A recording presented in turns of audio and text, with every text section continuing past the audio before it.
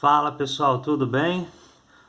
Vamos voltar aqui à nossa aula sobre administração pública e vamos finalizar aqui com o assunto administração indireta, né? A gente já tratou sobre o tema da administração direta, dei vários exemplos e agora a gente vai falar sobre administração indireta. Também já falei, mas falta complementar algumas informações. E o que acontece? A gente está falando sobre descentralização, né? Que a descentralização tem tudo a ver com a administração indireta. Toda vez que a administração direta atua através dos entes da administração indireta, a gente chama isso de descentralização. Só que aí o que acontece? A descentralização ela tem algumas subdivisões que é importante a gente entender, porque isso é bastante cobrado em provas também. Às vezes você acha que vai fazer a prova de concurso público e acha que só vai ter você vai só ter que entender o que é descentralização. Na verdade, tem dois subtópicos com relação à descentralização. Tem até mais do que dois, mas os mais importantes é esse aqui, ó. Descentralização otorgada e descentralização por colaboração. Provavelmente um desses dois vão cair na sua prova. E o que é a descentralização otorgada? E também a descentralização por colaboração. Vamos falar sobre a descentralização outorgada.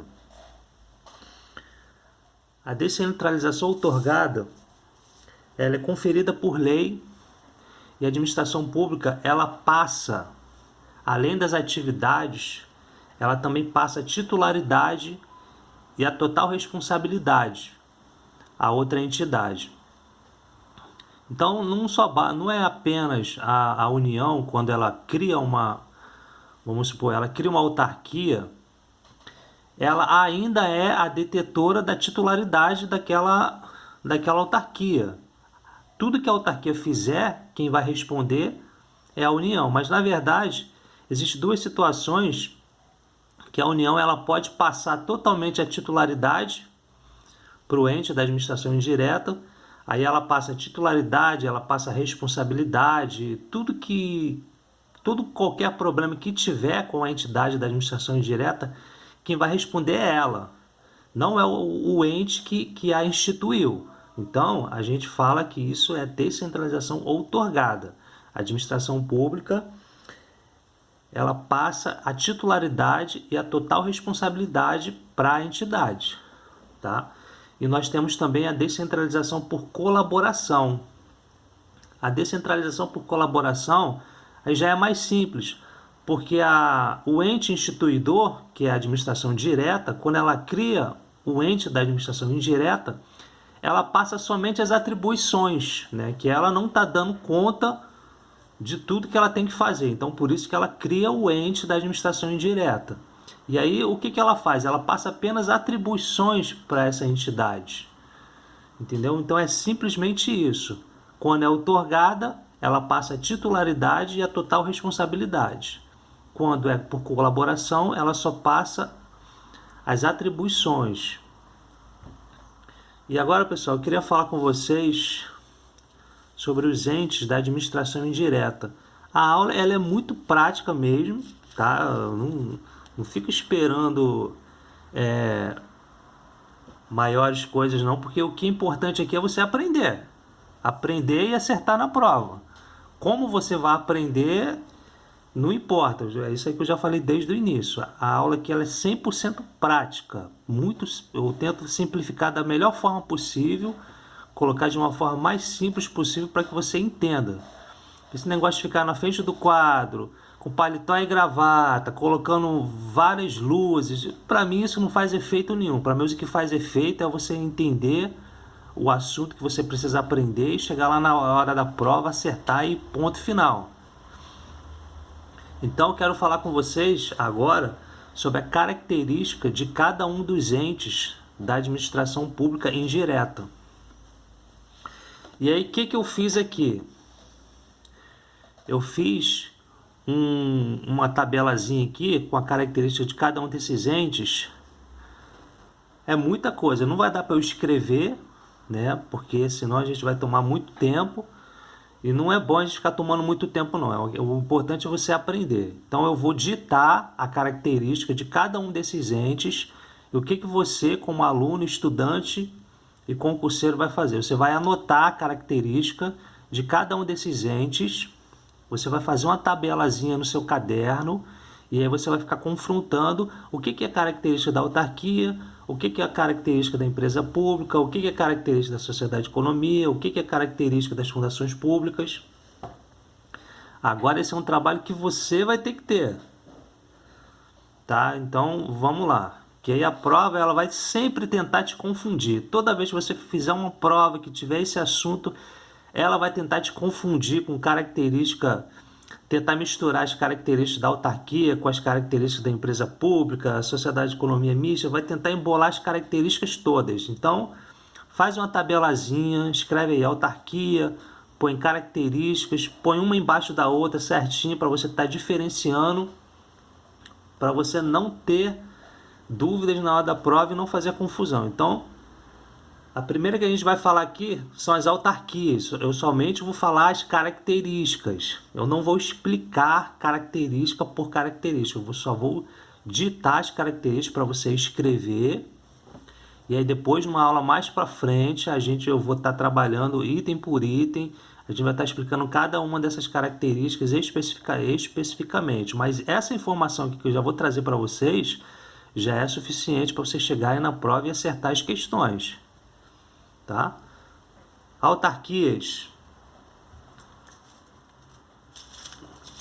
As autarquias,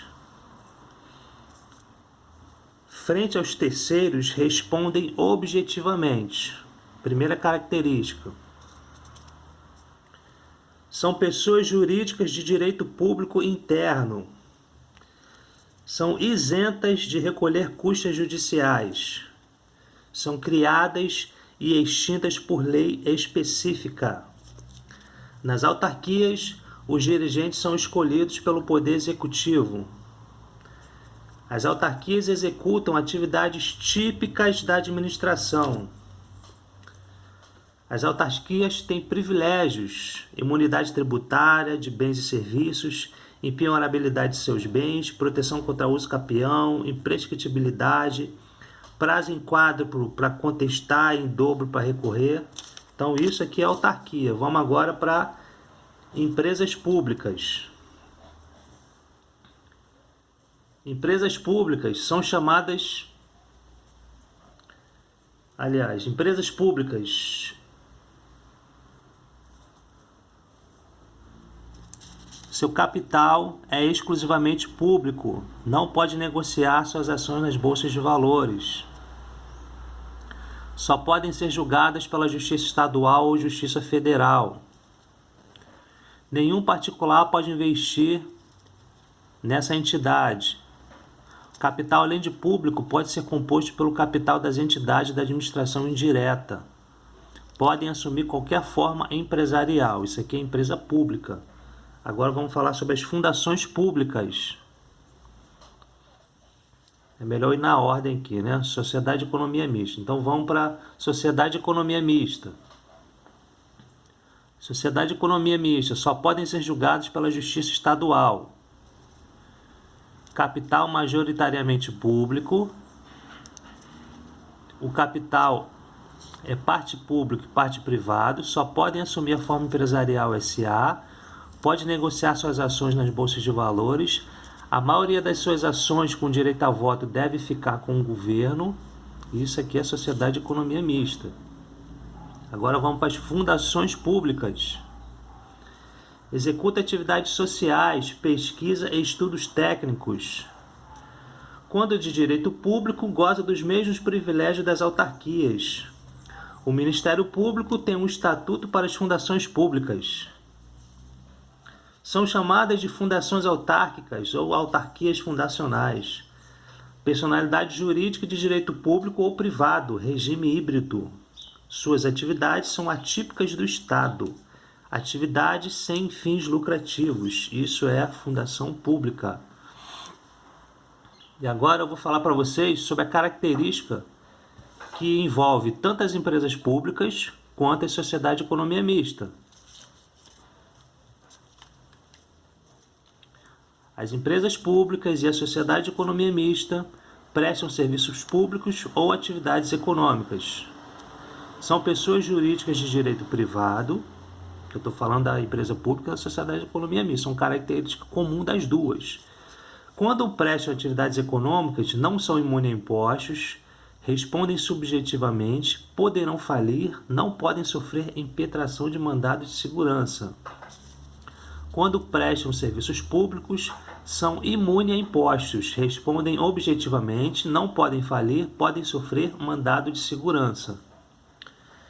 Bem, então aqui para finalizar, agora eu vou falar para vocês da característica de todos os entes da administração indireta. Essa característica aqui ela vai estar presente em todos os entes, nas autarquias, empresas públicas, sociedade de economia mista, tá? Características comuns a todos os entes da administração indireta. O regime jurídico único, com exceção da empresa pública e sociedade da economia mista, que é a CLT. Autonomia administrativa e financeira, proibição de acumular cargos, sujeitam-se à licitação, patrimônio próprio, personalidade jurídica de direito público ou privado e prestam concurso público. Então essas características que eu acabei de falar para vocês, especificamente de cada um dos entes da administração indireta, é bom vocês fazerem uma tabelazinha aí, anotar uma por uma, e aí a gente já está pronto para fazer a bateria de questões, tá? Aquelas 50 questões que eu falei para vocês que eu ia organizar, para a gente poder estar fazendo. A gente já está pronto, que a gente falou de administração pública direta, falamos sobre administração pública indireta, e eu acabei de citar as características específicas de cada um dos entes da administração indireta. Então, a próxima aula agora a gente vai fazer questões, tá ok? Pessoal, muito obrigado aí pela atenção, pela credibilidade. E eu peço que você se inscreva no meu canal, ative o sininho das notificações, dá o joinha, se puder compartilhar com quem precisa, melhor ainda, tá? Porque as aulas de concurso são muito caras, você vai fazer cursos aí, são muito caras as aulas. Os professores, eles nunca explicam, é muito difícil você achar um professor que explica com objetividade, com clareza, entendeu? Então, eu quero que você se inscreva no meu canal para poder estar me incentivando, me motivando a estar gravando mais aulas, mais vídeos sobre mais assuntos, que com certeza isso aqui vai ser muito importante, não só para mim, mas também vai ser muito importante para o futuro de vocês. Obrigado, pessoal. Um abraço, fica com Deus.